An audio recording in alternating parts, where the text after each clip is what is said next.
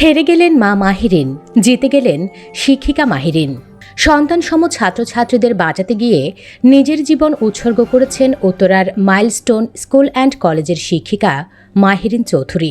উত্তরা ট্র্যাজেডির ভয়াবহ মুহূর্তে তিনি ছিলেন আশ্রয়, সাহস আর আত্মত্যাগের এক অনন্য প্রতীক। একদিকে মৃত্যু, অন্যদিকে দায়িত্ব।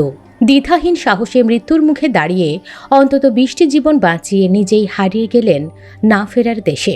তার এই আত্মদান কাঁদিয়েছে গোটা দেশকে। শোক প্রকাশ করে আবেগঘন বার্তা দিয়েছেন সঙ্গীতশিল্পী আসিফ আকবর সহ অনেকে। সামাজিক যোগাযোগ মাধ্যমে পোস্ট দিয়ে আসিফ আকবর লেখেন, দৌড়াও, ভয় পেও না, আমি আছি। প্রয়াত শিক্ষিকা মাহিরিন চৌধুরী নিজের 2 সন্তানের মায়া, নিজের ছাত্রছাত্রীদের জন্যও অমোঘ মায়া। হেরে গেলেন মা মাহিরিন, জিতে গেলেন শিক্ষিকা মাহিরিন ম্যাডাম, জিতিয়ে গেলেন শিক্ষকতার মতো মহান পেশাকে। তার ভাষায় নিয়তির নিষ্ঠুরতাকে ব্যতিক্রম প্রমাণ করে মা, বাবা, শিক্ষক এই 3-এ কোনো পার্থক্য রাখতে দেননি দ্য সিক্রেট সুপারস্টার ম্যাম মাহিরিন। বিনম্র শ্রদ্ধা, শোক পরিণত হোক শক্তিতে। আকস্মিক ঝড়ে ঝরে যাওয়া সব ফুলগুলো প্রস্ফুটিত হোক জান্নাতের বাগানে, আমিন। মাহিরিন চৌধুরী মাইলস্টোন স্কুল অ্যান্ড কলেজের একজন শিক্ষিকা। 21শে জুলাই যখন ঢাকার উত্তরায় দিয়াবাড়িতে বিমানটা বিধ্বস্ত হয়ে আগুন ছড়িয়ে পড়ে স্কুলের গেটের সামনে, তখন তিনি চাইলে নিজে বেরিয়ে আসতে পারতেন, নিজের প্রাণ বাঁচাতে পারতেন। কিন্তু না, তিনি তা করেননি। কারণ তখন অনেক ছোট ছোট শিক্ষার্থী ছিল ভবনের ভেতরে। তাদের চিৎকার, তাদের কান্না, সবকিছু শুনে তিনি আর থাকতে পারেননি। আগুন, ধোঁয়া, আতঙ্ক সবকিছুকে উপেক্ষা করে ছুটে গিয়েছিলেন তাদের উদ্ধারে। প্রত্যক্ষদর্শীরা বলেন, তিনি অন্তত 20 জন শিক্ষার্থীকে নিজ হাতে উদ্ধার করেছেন। আর সেই চেষ্টাতেই আগুন ধরে যায় তার শরীরে। 80% দেহ পুড়ে যায় এই শিক্ষিকার। তবুও যেন তিনি থামেননি, হাল ছাড়েননি। পরে তাকে হাসপাতালে নেওয়া হয়। আইসিইউ, লাইফ সাপোর্ট সব চেষ্টা করা হয়েছে, তবে কোনো চেষ্টাই কাজে আসেনি। অবশেষে 21শে জুলাই রাত 10:35 বাংলার এক সাহসিনী মহিষী নারী চলে গেলেন না ফেরার দেশে। প্রত্যক্ষদর্শীদের বরাত দিয়ে তার ভাই মুনাফ বলছিলেন, আগে বের হওয়ার সুযোগ থাকলেও মাহিরিন বের হননি। শিক্ষার্থীদের উদ্ধারের পর নিজেই ঠিকঠাকভাবে বের হতে পারেননি ওই শিক্ষিকা। ওখানে যারা ছিলেন তারা আমাদের বলেছেন, তিনি তো আসলে আগে বের হতে পারতেন। তিনি আগে বের হননি। তার শিক্ষার্থী যারা ছিল তিনি তাদের আগে বের করার জন্য চেষ্টা করেছেন। তিনি বলেন, এতে যেটা হয়েছে, তিনি এত বেশি ধোঁয়া আর আগুনে আচ্ছন্ন হয়ে গিয়েছিলেন যে তার শ্বাসনালী পুরোপুরি পুড়ে গিয়েছিল। পরে আইসিইউতে নেয়ার পর নিশ্চিত হতে পারি যে তার শ্বাসনালী পুড়ে গেছে। দগ্ধ হওয়ার পর তাকে আশঙ্কাজনক অবস্থায় জাতীয় বার্ন ও প্লাস্টিক সার্জারি ইনস্টিটিউটে ভর্তি করা হয়। চিকিৎসকরা জানান, তার শরীরের শতভাগই দগ্ধ হয়েছিল। আইসিইউতে মৃত্যুর সঙ্গে লড়াই করেছিলেন তিনি। পরে 21শে জুলাই রাত 10:35 তিনি ইন্তেকাল করেন। তাকে ব্রাহ্মণবাড়িয়া জেলার আশুগঞ্জ উপজেলার সোহাগপুর গ্রামে দাফন করা হয়। তার জানাজায় উপস্থিত ছিলেন হাজারো মানুষ। জানাজা শেষে মাহিরিনের স্বামী বলেন, আমার হাতটা তার বুকের কাছে নিয়ে সে বলেছিল, তোমার সাথে আমার আর দেখা হবে না।